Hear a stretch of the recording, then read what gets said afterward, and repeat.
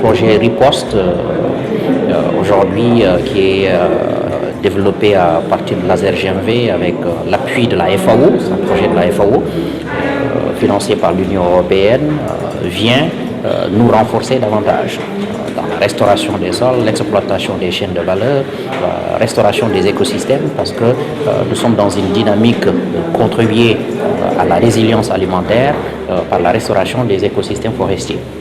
Donc le projet a eu des impacts majeurs pour l'année 2023. Ça nous permet aujourd'hui de travailler beaucoup plus rapidement. Je félicite particulièrement l'équipe de la FAO pour tout le mécanisme qu'ils ont mis sur place pour accompagner l'agence aujourd'hui. Nous avons toutes les capacités financières, les capacités techniques, les capacités administratives pour pouvoir gérer ce projet avec efficacité. Et les premiers résultats commencent à tomber. Ça ne va pas tarder à avoir d'autres impacts, notamment avec l'intégration de l'écotourisme dans la Grande Muraille Verte. C'est que la méthodologie qu'on a établie pour la gestion de ce projet et pour les autres projets comme le projet d'appui à la Grande Muraille Verte Parec du Canada commence à donner des fruits. C'est des méthodologies d'intelligence collective qui impliquent tout le monde depuis le début. Donc tout le monde comprend le mécanisme, tout le monde est impliqué, tout le monde apporte sa contribution depuis le début, donc tout le monde connaît le dossier. Donc si les dossiers arrivent au niveau pour l'instant, au niveau de l'ensemble des services, ce sont des dossiers qui sont déjà connus, les points de contact sont déjà établis et ça roule vite. Ça roule vite parce que c'est la propriété de tout le monde. Il ne faut pas du tout attendre jusqu'à ce qu'on mature le projet pour impliquer les gens, mais il faut les consulter depuis le début et rassembler l'ensemble de leur savoir-faire, de leur expérience aussi pour co-construire le projet. Ce projet aujourd'hui appartient à tout le monde. Vous avez vu tous les ministères sectoriels qui sont représentés et en profondeur aussi.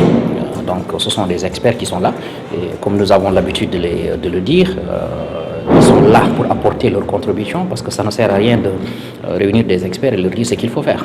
Il faut leur laisser accoucher leurs esprits, contribuer à ce projet, le modeler de la façon dont ils perçoivent les choses et apprendre des erreurs du passé et aller de l'avant. C'est un grand plaisir d'être parmi vous pour ce comité de pilotage du projet Riposte.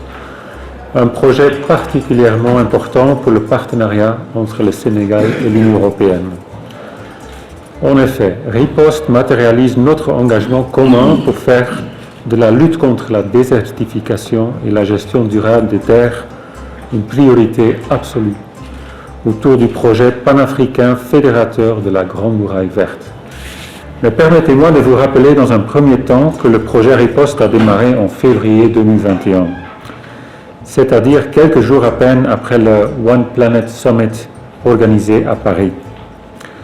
Alors que le monde entier avait les yeux tournés vers la Grande Muraille Verte et que les principaux partenaires techniques et financiers prenaient des engagements très ambitieux, à hauteur de 14 milliards de dollars, l'Union européenne est fière d'avoir pu répondre aux attentes de façon concrète et en temps opportun avec ce projet qui nous réunit aujourd'hui pour la 3e édition du comité de pilotage.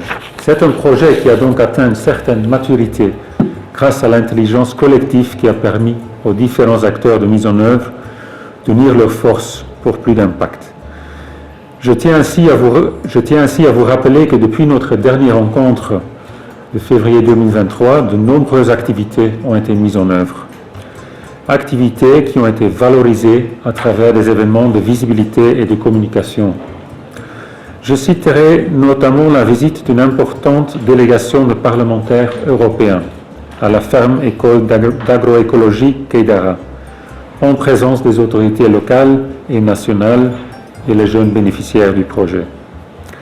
Cette visite a permis de mobiliser les populations locales et surtout d'échanger avec une jeunesse qui a décidé de prendre son destin en main et que nous sommes fiers d'accompagner à travers ce projet. Le projet a eu quand même à enclencher une dynamique au niveau des communautés, dans le bassin arachidier et dans la zone sylvopastorale, avec des activités phares, notamment dans le sens de l'accompagnement des jeunes pour la création d'emplois verts, Aujourd'hui, en partenariat avec l'ONG Kaidara, Jardin d'Afrique, nous avons initié un programme d'incubation pour la création de fermes agroécologiques au profit de ces jeunes, y compris les jeunes filles, pour véritablement répondre aux défis de l'emploi dans ces zones-là.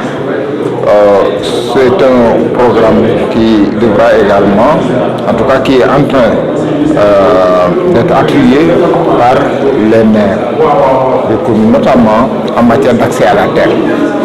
Parce qu'en réalité, il faut une délibération des organes au niveau des collectivités pour que ces gens-là puissent accéder également à la terre. Donc, par ce mécanisme, nous sommes en train de jouer en tout cas sur deux registres. D'abord la création d'emplois au profit des jeunes, mais également leur accès à la terre, parce qu'en réalité, il y a un droit. Il y a également d'autres initiatives qui sont en cours, notamment pour la promotion de l'écotourisme dans la zone silvopastorale. Aujourd'hui, la réserve de Koyi Alpha est un modèle d'introduction d'espèces en voie de disparition dans la zone silvopastorale. Et donc, dans le cadre de la mise en œuvre de l'initiative dans le Mirail Vert, un certain nombre d'interventions avaient été initiées avec l'appui de l'Union européenne. Le projet Riposte, qui est également financé par ce même partenaire, et cofinancé également par le Fonds pour l'environnement mondial, viendra compléter et renforcer ces initiatives en cours, notamment pour le développement de l'écotourisme, en tout cas la valorisation des potentialités socio-culturelles et économiques de ces zones-là. Il s'agit quelque part d'impulser le développement économique à partir des territoires. Et je pense qu'aujourd'hui le Sénégal s'est inscrit dans cette dynamique. Le projet Riposte est en train en tout cas de développer des modèles qui pourront en tout cas servir d'exemple pour véritablement accélérer ce processus.